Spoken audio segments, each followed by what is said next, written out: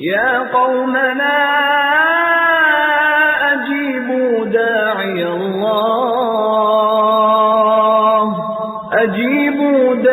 Allah wa aminu bihi yaghfir lakum min dhunubikum.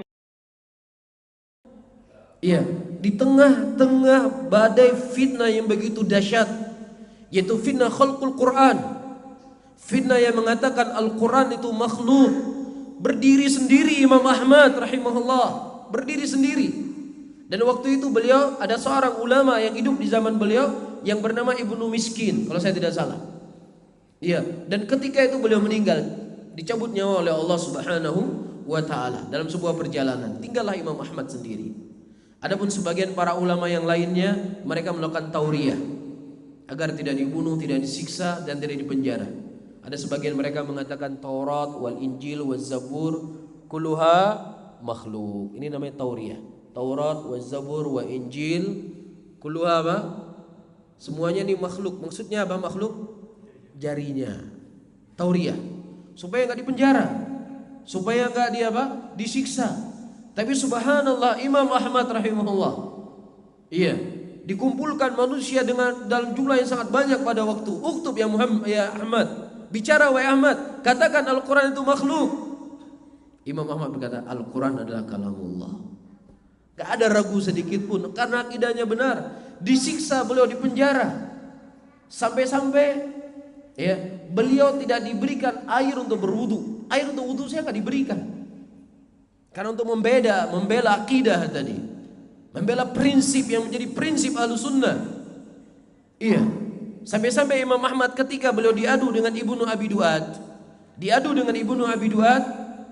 ya kata Imam Ahmad, ya Amirul Mukminin, ya berikan kepada saya air. Saya ingin berwudu dan saya ingin sholat.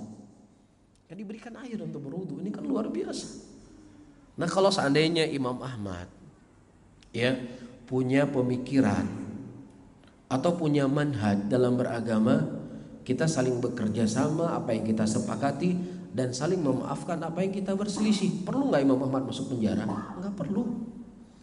Ya sudah, Ibnu Abi Duad kamu mengatakan Al-Quran itu adalah makhluk, saya mengatakan Al-Quran itu kalamullah. Ya sudah, kita saling memaafkan apa yang kita berbeda. Kemudian kita saling bekerja sama yang kita sepakati. Kalau Imam Ahmad manhajnya demikian, akidahnya demikian, ya sudah, beliau tidak dipenjara. Tapi tetap beliau mengatakan akidah kamu akidah yang batil, akidah kamu akidah yang rusak. Apa yang kamu ajarkan kepada manusia nggak pernah diajarkan oleh Nabi. Ini akidah yang benar, ikuti dengan akidah yang seperti ini. Ini prinsip Imam Ahmad. Iya. Atau kalau Imam Ahmad beliau punya pemikiran, jangan berbicara khilaf lah. Kalau berbicara khilaf nanti hati kita bisa keras.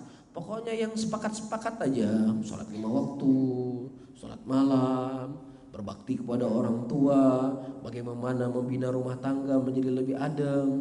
Ada musuh gak kira-kira? Gak ada. Nah ini Imam Ahmad berdiri, disiksa, tidak diberikan air untuk berwudu.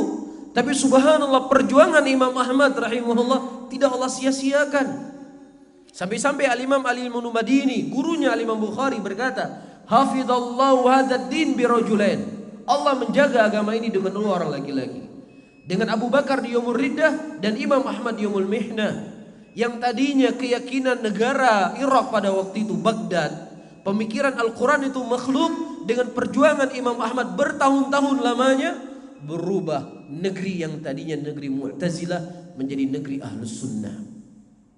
Iya. Dan Ibnu Abi Duad ketika dia mampus, ketika dia mati, anak-anak keluar dan mengatakan semoga engkau dicampakkan ke dalam neraka wahai Ibnu Abi Duad.